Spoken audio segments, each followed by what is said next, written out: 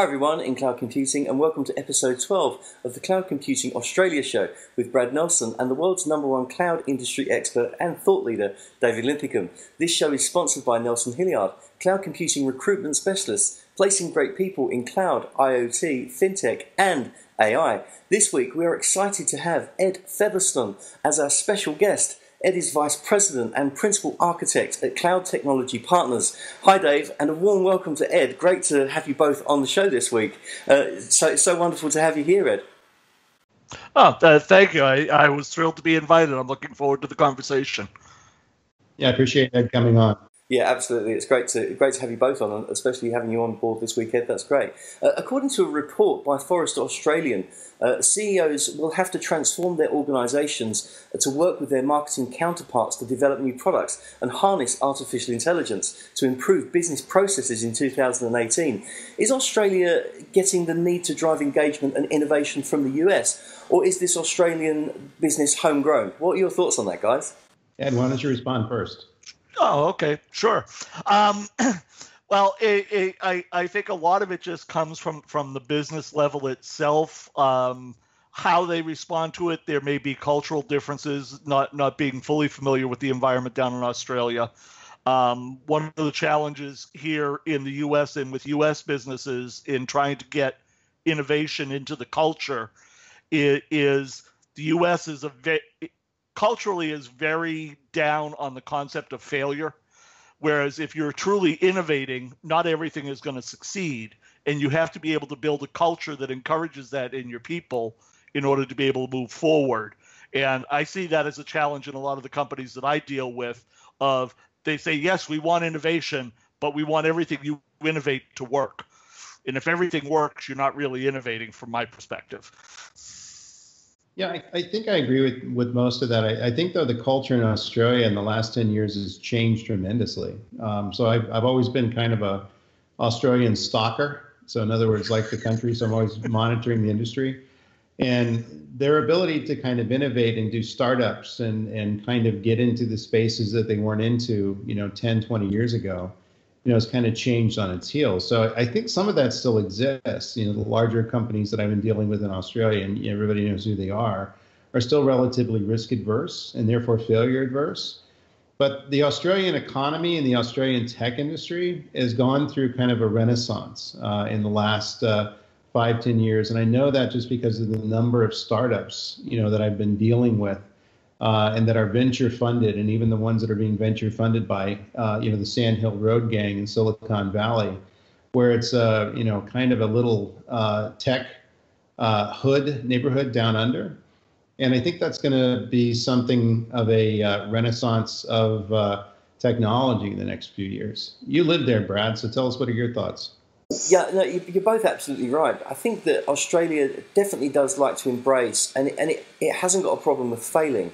And from the people I've spoken to, there is no fear in failure. We really do have to embrace it and really have to get it out into the workplace. And if you do fail, it was Macquarie Telecom, I believe, the other week did an article about failing fast. So, you've got to fail fast to move forward fast. So I think that really is a mentality that's infectious in Australia, because there is always that fear that something could go wrong, but would rather it go wrong faster than sort of go wrong over a longer period of time. Wouldn't you agree, guys? Yeah, I have a follow-up question, though. What would be kind of the cultural change that you observed there that went on? I just saw the output of it, so I'm having different conclusions. I'm kind of a data-driven guy.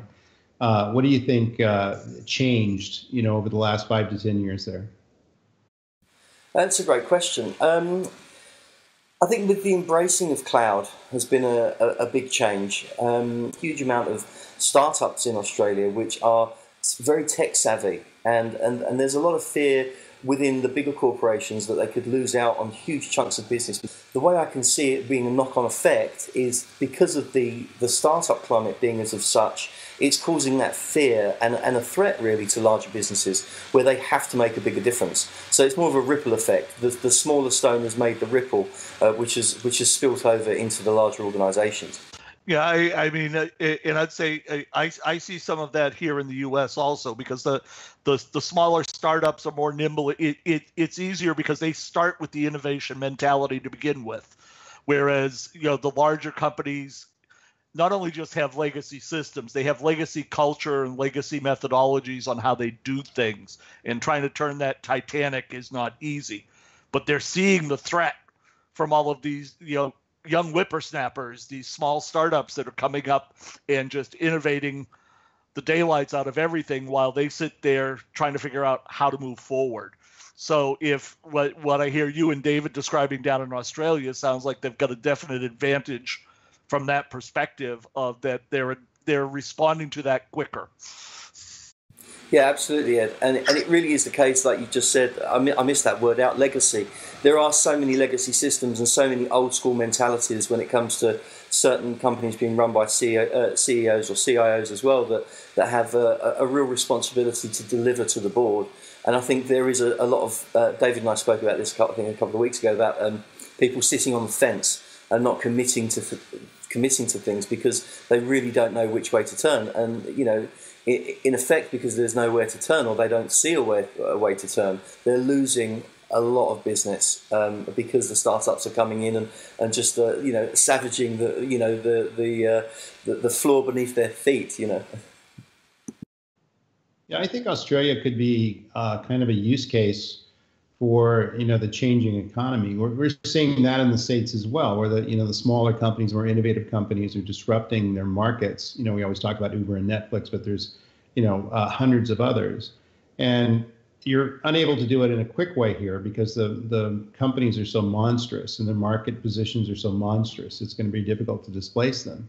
But in Australia, is a smaller microcosm and a very educated community, very tech savvy. We could see kind of America in 10, 20 years, kind of in the next 3 to 4 years in Australia. So interesting to watch, how things are going down there and how things are going to change, and ultimately how the C-levels, the CIOs and the CTOs and the CEOs are going to embrace it, the boards of directors, to make the proper investments to kind of move the companies in the right direction. I do see the larger companies there having a little bit more innovative forethought than some of the companies in the United States. But when they're facing a hugely disruptive technology that's changing the game, it'll be interesting the way they react. And we haven't seen it yet anywhere in the world to the point that I think we're going to see it. And Australia could be the first one that goes. Yeah, I think that's an interesting perspective, and gives me pause to want to keep a closer eye on what's going on down there.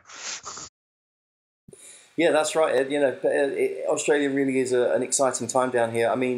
Frederick Gearan, the research director at Forrester, has basically already stated that there's going to be at least 10 purchasing decisions in 2018 that would be hugely influenced by artificial intelligence. So, Australia really is embracing, sort of using AI as an example here of disruptive technologies with regards to how business are, fundamentally dealing and coping with, executive business decisions. Not only potentially before going to board, but on the working floor, as it were. So it's it really is an exciting time, Ed. It's great for you. You're part of the show because I'm sure you'll keep tuned to everything that's going on now as well. Oh, most definitely. It's one of the reasons that David and I have talked before. It's one of the reasons I love being in technology is the rapid pace of change and innovation that's happening. I'm a geek. I get into this stuff, and I really enjoy it. So it's wonderful to see it happening. David, do you have anything more to say, sir? I think that this is going to be an important next 5 years for Australia in terms of their innovation and kind of going into the next generation of the tech thing. And so it'll be kind of cool because we're doing this video cast, and I can go ahead and pull it up and tell people how smart I was in 5 years. So look it up. Thanks for watching, everyone, and we hope you enjoyed watching the Australia show this week with special guest Ed Featherston. You can catch Ed on Twitter, which is @EFeatherston, and you can catch David on Twitter also, which is @David Linthicum, and me on Twitter, which is @Nelson_Hilliard. Thanks again for watching, everyone, and if you'd like to leave your comments in below, that'd be great. Thanks very much.